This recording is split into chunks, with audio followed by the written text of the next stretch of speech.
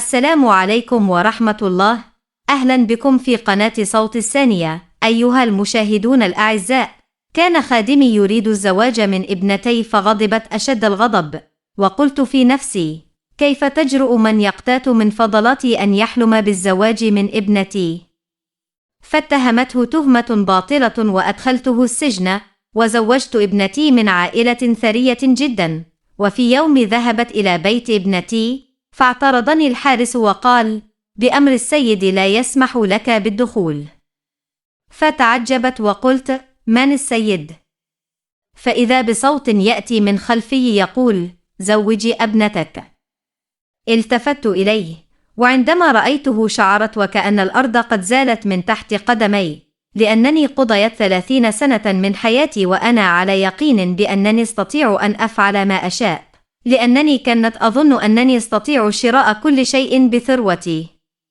لكن أحيانا تجبرك الحياة على منعطف لم تكن تتوقعه أبدا. لقد رأيت الكثير من الفقر في حياتي، ولذلك كانت أكن كراهية كبيرة للفقر، وقررت منذ البداية أن أزوج أولادي لأسر مرموقة.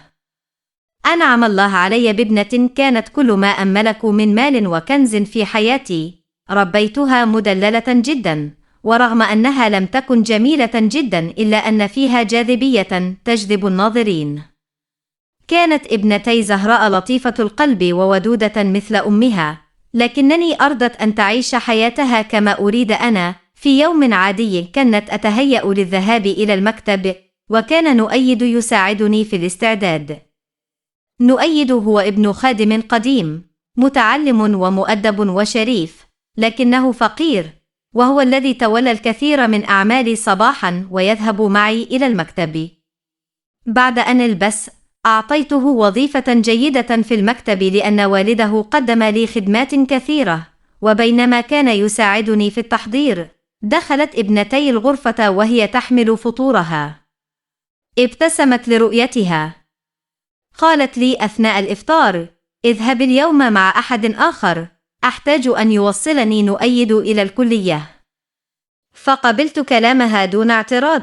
عندما رجعت مساء من المكتب وجلست في الحديقة أقرأ الصحيفة، جاء نؤيد إلي وارتسم على وجهه نوع من الرضا الغريب، وبحنان قال: يا مولاي، إن سمحت لي أريد أن أقول شيئا. أجبته بلا مبالاة لأنني كانت على عجلة للذهاب إلى اجتماع. تكلم وانحنى قليلا وقال: أنا أعمل عندكم منذ سنوات وقد حظيت عندكم بكثير من الاحترام، لكن اليوم جئت أطلب يد زهراء. كأن جبلا انهار فوقي حين سمعت كلامه. لم أصدق أن نؤيد قد يجرؤ على قول ذلك. تركت الصحيفة جانبا لأتأكد إن كنت قد سمعته خطأ، فلما رفعت نظري ورأيته جدا اشتعلت بداخلي نار الغضب. ضربت الطاولة بقوة وصرخت فيه: ماذا قلت؟ هل رأيت صورتك في المرآة؟ ما مقرامك حتى أزوجك ابنتي؟ أنت تتغذى من كسري، كيف تجرؤ؟ أمسكت بطوق قميصه واهتز من شدة غضبي، فبكى نؤيد وقال: يا مولاي، أعلم مقامي، وأعلم أني لا أستحق زهراء، لكني أحبها ونواياي طاهرة، لذا جئت أطلبها من عندكم بنفسي. صرخت وأخبرته أنني رفعته على رأسي فظن أن له حقوقا فتجرأ، وأمرته بالخروج فورا وإلا لأحضرت الشرطة. استمع نؤيد بهدوء، ثم قال بعد تفكير طويل: إنه سيذهب الآن، لكنه سيجتهد ليصبح يوما من الأيام مؤهلا للزواج من ابنتي. لم أكن أعلم أن زهراء تكن له نفس المشاعر، وأنها أرسلته ليتكلم معي. في الليل دخلت زهراء غرفتي، أمسكت بقدمي وبكت قائلة إنها تريد الزواج من نؤيد. فصفعتها صفعة قوية، وقلت لها إنني أعد أمره بالفعل. غدا ستقبض عليه الشرطة بتهمة سرقة، وبعد أيام قليلة ستنسين كل شيء. لما سمعت كلامي بكت زهراء وخرجت من غرفتي وهي تبكي. كانت أشعر بندم شديد لأنني رفعت يدي على زهراء، لكنها كانت مخطئة. أرادت أن تتزوج خادما وتفضحني أمام الناس كلهم. في صباح اليوم التالي استدعيت الشرطة، واتهمت نؤيد زورا بأنه سرق من خزانتي 1,000,000 وحاول الهرب. نظر إلي نؤيد بعينيه الهادئتين وقال فقط: يا مولاي، أنت تعلم أنني لست سارقا، لكن إن كان هذا قرارك فليكن. كانت أمه تبكي بحرقة، وانحنت عند قدمي ترجوني أن أعفو عنه وأغفر له باعتباره ولدا صغيرا، لكن قلبي لم يلن، فقد أقلقني أنه تجرأ ونظر في عيني بثقة، ومن يملك هذه الجرأة من أجل حبه؟ فماذا عساه يفعل بي غدا؟ لذلك وبغرور القوة والثروة أرسلته إلى السجن، وكانت مطمئنة أنني فعلت الصواب. كانت أمه تبكي، وأحسست كأنها تلعنني في قلبها. تلك الليلة لم أستطع النوم، كلما أغمضت عيني رأيت وجه نؤيد أمامي، وكان ضميري يؤنبني أنني ظلمت ذلك الفقير. لكني كانت أواسي نفسي قائلا إنني فعلت الصواب، أو أزوج ابنتي لرجل لا يملك شيئا. كيف يعيلها؟ قضيت الليل ساهرا حتى الصباح. بعد ذلك لم تعد زهراء تكلمني، ساد الصمت وجهها، لكن ملامحها كانت تنطق بأنها ليست بخير. منذ دخل نؤيد السجن اختفت ضحكتها، وقد شعرت بذلك بعمق، لكني كانت فرحا لأن نؤيد ابتعد عنها. في السجن كان نؤيد يقضي وقته في قراءة الكتب، ولم يكن له عمل سوى ذلك. رآه يوما مدير السجن يقرأ فأعجبه، فدعاه وسأله: ماذا تقرأ؟ تبدو لي إنسانا عاقلا، كيف وصلت إلى هنا؟ فقص عليه نؤيد كل القصة بصراحة، فأراد المدير مساعدته. لم يكن للمدير أولاد، وكان محبا للعلم، فأحب أن يرى نؤيد ناجحا مثله، فبدأ يعينه داخل السجن وأمده بالكتب. كان نؤيد شغوفا بالالتحاق بالامتحانات التنافسية، فبدأ الإعداد لها، وفي أوقات فراغه كان يعلم السجناء الآخرين، وبهذا مر الوقت سريعا، حتى جاء اليوم الذي قال له فيه مدير السجن: يا نؤيد، قاربت على إنهاء عقوبتك، وأريدك أن تخرج لتقدم الامتحان وتبني مستقبلك. بلدنا يحتاج إلى شباب مثلك. بعد خروجه من السجن بدأ يعمل ليل نهار، وأخذ أمه معه، ورغم التعب لم يستسلم. كان يعمل نهارا ليوفر نفقات البيت والدراسة، ويذاكر ليلا حتى ظهرت الهالات تحت عينيه، لكنه لم يتوقف عن الكفاح. وبعد أشهر من الجهد جاء يوم الامتحان، جلس فيه بثقة داخل القاعة، وعندما صدرت النتيجة احتل المرتبة الأولى على مستوى المنطقة. تناقلت الصحف والقنوات خبره أياما طويلة. أما أنا فكانت أرى زهراء تزداد حزنا يوما بعد يوم، فقررت تزويجها سريعا، لعلها تنسى نؤيد وتبدأ حياة جديدة سعيدة. وبدأت أبحث لها عن عريس مناسب. انتهى بحثي عند رضا، رجل الأعمال الثري، ولأن زهراء كانت ابنتي الوحيدة أقمنا لها زفافا عظيما ودعونا كبار المدينة، لكنها لم تكن سعيدة. رضيت بقراري خضوعا لا حبا، وقد فقدت ابتسامتها. بالنسبة إلي كان الأهم أنها تزوجت من رجل أختاره أنا، لكن بعد أيام قليلة ظهرت حقيقة رضا. رغم أنه أغنى مني، إلا أنه كان مدمن خمر، ولم يعامل زهراء كزوجة بل كخادمة، لأنه لم يكن يحبها. كان يحب امرأة أخرى وتزوجها سرا في دبي، لذلك كان قاسيا على زهراء، يضربها ويهينها. وعندما رأيت معاملته لها نصحتها بالطلاق، لكنها رفضت قائلة إنها لا تريد أن تخرب بيتها. في يوم أمسك رضا شعرها وقال لها بصوت حاد: هل تعتقدين أني تزوجتك إلا لكي أحصل على ميراث والدك كله، وتصيري خادمة لي طيلة حياتك؟ كانت تلك الجملة كالصخرة التي سقطت على زهراء، لكنها صمتت واحتملت كل شيء. كلما حاولت التحدث معها كانت ترد علي بأنها سعيدة في بيتها، ولم تخبرني بالحقيقة لأنها كانت غاضبة مني كثيرا. ذهبت إلى بيتها مرتين أو ثلاثا، فلما استقبلني خادمها قال لي إنها ليست موجودة في المنزل، فظننت أنها في بيت فاحش الثراء فتكون سعيدة، ولم أكن أعلم أن المال لا يشتري كل شيء. في هذه الأثناء أصبح نؤيد ضابطا مرموقا، وأهدى نفسه لخدمة الناس. أحبه الناس لطبيعته الرقيقة، وفي وقت قصير سيطر على أمور كثيرة، وكان الناس يدعون له لأنه كان دائما مع الحق ولما ينحن أمام أحد. بوجوده عام السلام في المدينة، لأنه كان يعامل الأغنياء والفقراء على قدم المساواة.